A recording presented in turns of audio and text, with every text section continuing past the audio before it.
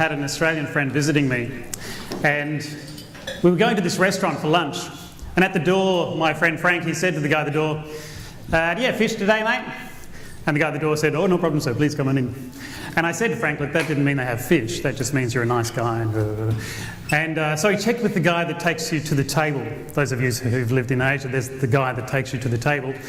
And he said, "Excuse me, mate, do you have fish today? I'd really like fish." And the guy said, "No problem at all, sir, please come and have a seat." And I said, "Look, that didn't mean they have fish necessarily either." And we sat down and he ordered fish, and you know how this story pans out, don't you? Waiter comes back 5 minutes later, "Sorry, sir, we have no fish." And my friend Frank was furious. And he said, and I quote, "Why do these people keep lying to us?" Was he being lied to? Have a little bit of a discussion. I mean, the easy answer is no. Of course not.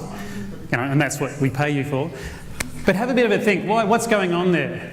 Why wasn't he being lied to, or was he being lied to? Have a bit of a conversation. What's going on there in your groups?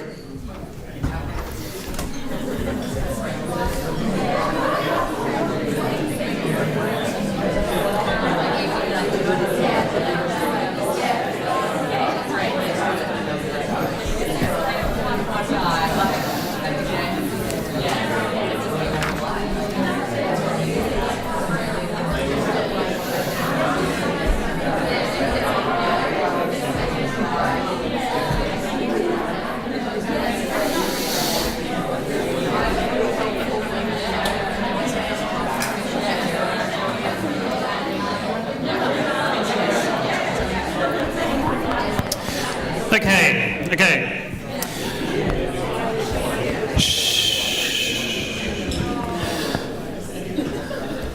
So I've just introduced you a little bit of how this session is going to run. It's getting a little bit later in the week. This session we're basically telling stories and unpacking them. For those of you who are a little bit left-brained rather than right-brained though, I'm going to also introduce a little bit of structure.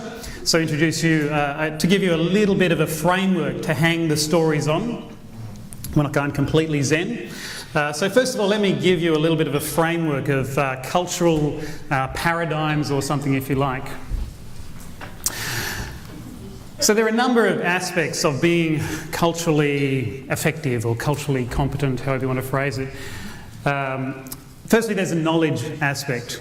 So understanding specific information about where you're going is critical, and that last session you had, I'm sure, with the facilitators, that's usually rated the highest, the best session of the week, and yeah, lots of nods, because that really specific information, some of it quite cultural, particular to your country.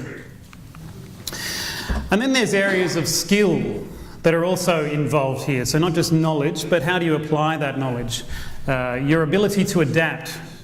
So trying this, it didn't work.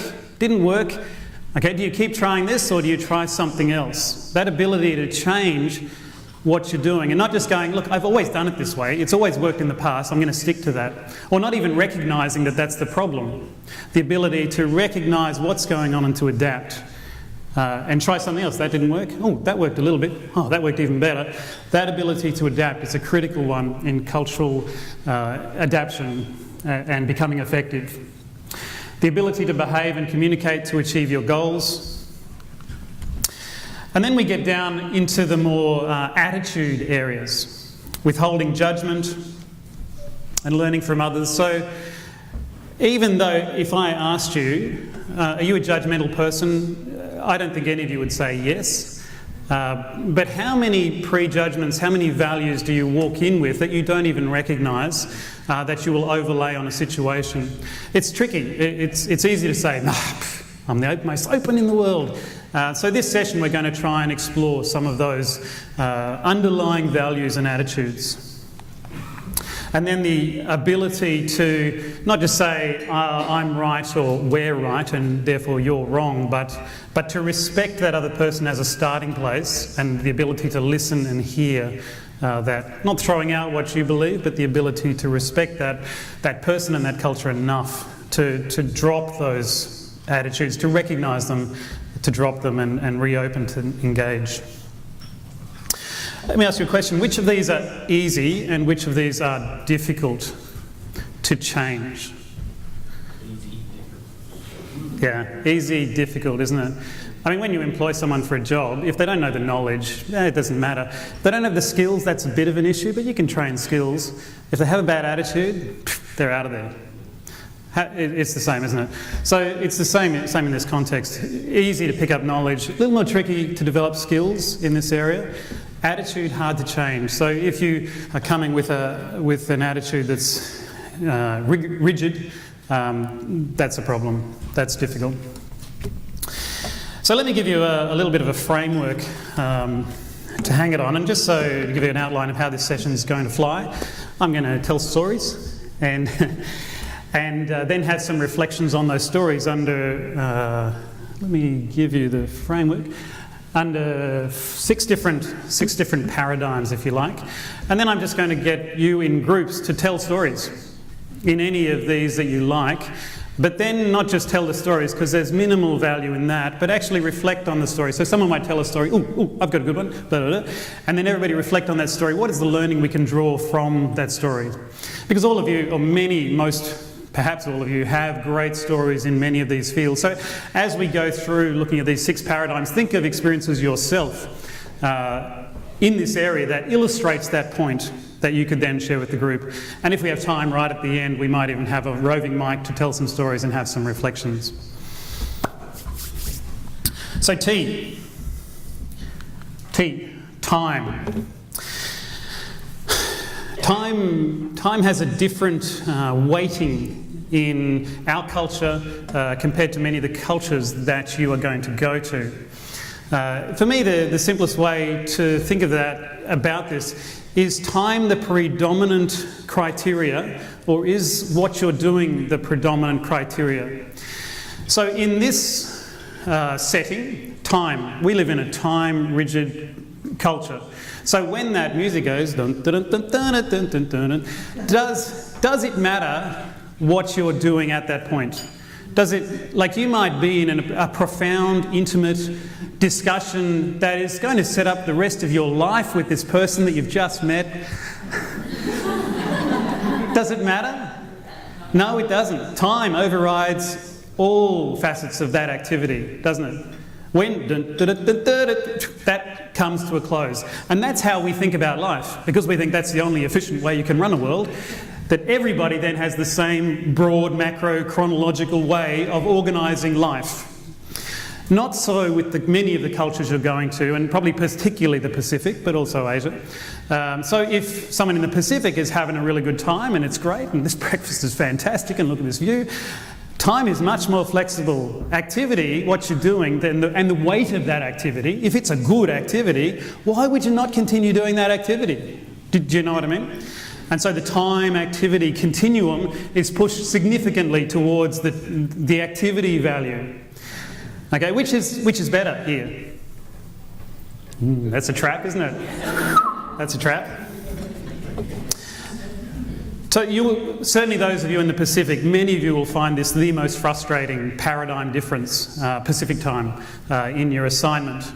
So keeping those feelers out, that understanding out of what's actually going on here, does that mean we're actually better in the way we do things in Australia, or not? Okay, rules. Rules. I know in Asia this is an incredibly frustrating thing for people. It's like underneath, often you're finding yourself saying, "Just tell me the rules. I'm happy to follow them." Rules. Rules in our culture are quite black and white, aren't they? It's a line. We've mastered the art of saying this is the line. If you step over here, you're wrong. And you're again outside the law, and if you're on this side of the line, you're okay. We've mastered that black and whiteness. Certainly not so in Asia, and I'm sure not so in any of the places you're going. This can be incredibly frustrating, but important if you notice, but it can also be incredibly liberating. And you can have all sorts of fun, because there are very few rules. So if someone comes to say, "I'm sorry, sir, this is not possible," in Australia that means this is not possible. Okay, that is not necessarily true where you're going. Oh really, that's interesting. So if it's not possible, but if I was to do it, how would I do it? I'm sorry, sir, that's not possible. So an example might be, I was in a restaurant in Indonesia, Yogyakarta. You know, we're having a couple of stubbies and kicking back, having a meal, blah, blah, blah. And the waiter comes along with the menu, and there's beef biryani, chicken biryani, lamb biryani. Later on, there's a couple of crab dishes. And I said, oh, have you ever made a crab biryani? Can I have a crab biryani? Oh, I'm sorry, sir, that's not possible. We don't do crab biryani. Oh, okay. But is it possible? How would you make a crab biryani? Well, I guess you'd put the crab in. Okay. Can you ask the waiter, is it possible? And he came back, no, sorry, I'm sorry, it's not possible, the crab biryani. Okay. What would it cost if you were to... I'll just check, sir. It's going to be 60 rupees. Yeah, I can pay 60 rupees. Grab me a crab biryani. So the world's first crab biryani was created. It's going to be everywhere. It's going to be a hit. But the knowledge that you can engage in all sorts of things, getting driver's licenses, blah, blah, blah. There is a caveat to that. Our rules, not flexible. Just so you know, the DFAT rules, the code of conduct, that isn't one of those things. Let's be clear. Okay. So understand where the rules are the rules, and that's when we've told you they're the rules, and when the rules maybe not the rules. Okay. But if I have anyone email me and say, but you said it was flexible. Okay. Authority. Someone I know was telling me this story in a Pacific Island country. They were meeting with, it wasn't the minister, but it was maybe the second in charge or something like that, a local guy. And they were having a meeting in a boardroom, having a chat.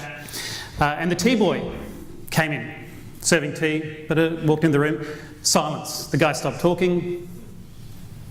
Tea boy came around, served the tea, walked back out, closed the door, and he started talking again. And what do you think's happening there? He doesn't want him to hear what's going on in the meeting. You would think that, wouldn't you? In fact, the tea boy was the nephew of one of the chiefs.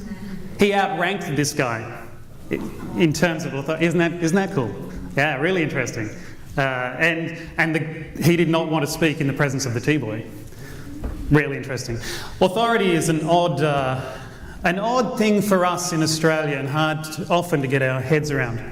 More normally though, what are some of the things that you would expect that people would place, like what are you looking out for when you're looking for authority? What sort of things are you looking for generally? I didn't say that very well, did I? In any culture. Uniforms? Age is almost universally outside of Australia. Appearance, yeah. Yeah, maybe dress, yeah, that sort of thing, yeah. The way other people deal with the person. Yeah, good. You notice a certain, what's the word, deference? Yeah. Wearing a hat. Wearing a hat? Is that a good thing or a bad thing? Okay. Wearing a hat? What are some other things that you think authority might be? Excellent. Being male or female is something, and this is just a reality where you're going. Some cultures in Asia, if you're young and female, you will struggle with this somewhat. It's a little harder to have your voice heard because of these kind of structures. Anything else? Arm? Oh, yeah, got you. That's good. That's authority. Ethnicity, maybe one. Okay, so it's important to recognise, and as an Australian, it's the easiest thing in the world to have a value that we don't respect, or that we don't place value on those things that we just talked about. You need to recognise, though, that you're going into cultures that do place deference onto those structures. There's no point blustering along as an Australian and, I don't care, blah, blah, blah. It will not help your cause. Recognise there is authority in place and be respectful at the right times. It will help your cause enormously. I'm not sure I understand why you've got the left hand and the right hand drawings there on the same slide. Hierarchy is very... Equality is value. Where does equality come with authority? Yeah, it's a fair point. It's a fair point. It's not quite the same concept, is it? Yeah. I didn't even look at the slide, to be honest. It's good. I'll make a note. Yeah, it's really hierarchy and egalitarian is the concept, isn't it? Not equality, it's egalitarianism. Yeah. Well picked. Formality. Formality. This is a similar kind of thing to authority, whereas in Australia we tremendously value informality, don't we? Do you notice that you try and break down formal things whenever you come across them? So, you try and call your doctor by their first name. Do you know what I mean? We move quickly towards that because we value informality. I won't call you Dr. Jones, I'll call you John. Hey, John. I'm equal to anybody, Do you know what I mean? That's how Australians think and operate. This is not... That attitude, that approach, neither bad nor good, but it can be quite destructive in where you're going. That almost impelling need to bring everybody into a casual, fun, interactive relationship. Do you know what I mean? That's what we value and what we like in Australia. That is not necessarily true and probably not true where you're going. Formality has a place, certainly in Asia. So there's some quite formal things that need to happen and do happen consistently. So recognise those and don't spend your time getting frustrated by that or trying to pull those things down. Recognise when you should call someone Mr. or Sir. And even though that might be a little odd, a little awkward, do that if everybody else is doing that and it will make your life easier. We had and this is an extreme case, but a month or two ago, not as long as ago, we had a volunteer return from an unknown country, and the host wrote a letter to us and to DFAT and said, we want this person not to come to work tomorrow. We no longer want this person in our program. Do not have them come back to our office. Really stark, and 2 pages of... What it really boiled down to was this issue, formality. This person was open and casual and fun, and what they'd done is they'd introduced new volunteers in a really casual way. He's a good bloke, and da-da-da-da. They found that shameful. Shameful. How is that possible? I mean, me reading between the lines, this is what I think happened, because I phoned her up and she was gutted, like ashamed even. Just gutted, because she had thought she was doing a good thing. Getting people open and happy and casual, all the things we value in Australia. And they had seen the exact same thing as immature and disrespectful and so on. Okay, a little bit of an extreme example, but that shows you the importance of not assuming your informal Australian ways are good, okay, or good in that context. So formality. Be prepared to be more formal than you feel comfortable with. Be more formal than you feel comfortable with when you recognise that as being appropriate. All right. Individualism versus collectivism. All of those of you who have travelled anywhere in the world will probably recognise that in Australia, except unless you travel to America or Europe or something, generally in group meetings, it's such an important thing for us to draw everybody out and to hear everybody's voices. And groupthink is a bad thing, isn't it? Where somebody speaks and everybody just jumps on board. We think that's a terrible... We have group dynamic sessions to prevent that from happening. You will by nature try and do that in the assignments that you go to because you've been brought up in a world that says that's a good thing to do. That is not necessarily a good thing to do or better, and in your new context may be quite destructive. So if you're sitting in a group meeting and you recognise this guy is both the power guy at the table and a bit of a pain in the bum, and you don't like him much, it will be your temptation to say, I'm wondering what you're thinking, Brian. And Brian is suddenly a local guy on the spot. What's he going to do? You know, he's kind of screwed. He's got to back up the guy with the power. So you've just made things a whole lot worse, even though in our culture that might be a whole lot better because you're trying to draw people out. Who hasn't spoken here? Let's try and get a conversation going. Not necessarily good. Does that make sense? Making group decisions, having not even consensus, but everybody on board is such a high value in cultures that you're going to. Everybody agreeing to the same thing. And there are some compromises made around that, but that is the life, that is the culture that you will be going to probably.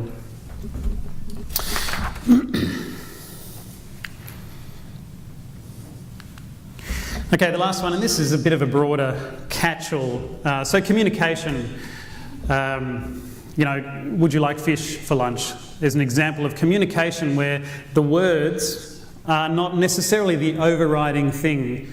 We're a very word-oriented culture, aren't we? But you said, da, da, da, I can quote you. Don't send me an email with, they said, da, da, da, da, da, and I said, da, da, da, da, da. You know, that's how we think and how we operate in our kind of world. Most of the cultures, certainly in Asia you go to, words are pretty secondary. It's context, that's everything. You know, someone says, do you want to come over for dinner tonight? And you know you can't go over for dinner tonight. In our culture, we would say, actually, I've got something else on, I can't come, sorry. Slap in the face, seriously. Perhaps a better response in Asia would be, I would love to come, that sounds fantastic. I'll see if I can get you there, excellent, thanks for the invitation. You know, I didn't actually say no, you can't say no, but neither did I, you know, so you're kind of in this moral middle ground. And even saying, fantastic, yep, I'll be there. If you're not there, sometimes it's kind of expected, do you know what I mean? So the words aren't necessarily what's going on, context is everything. Those of you who've asked direction in any part of the world, yeah, you know, which way is it to, no, is this, the worst thing you can do, is this the way to the bank? What are they going to say? Yes. Yes, okay. Yeah, even if you're walking down the road and you say to someone, which way to the bank? Oh, it's that way. Because they don't want to make you unhappy. You were heading that way. Yeah, who's had that experience? You've got to almost appear from nowhere and ask an open-ended question. Which way to the bank? And not give any body language what you prefer.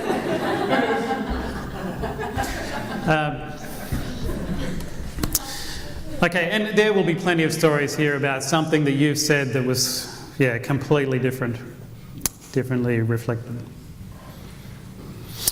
Okay, we have a few things to throw on the back end of this. Let me check the time, 7:31. I reckon 20 minutes. And what I want you to do is just in your groups, and I'm sure many of you are just bubbling up with stories by now.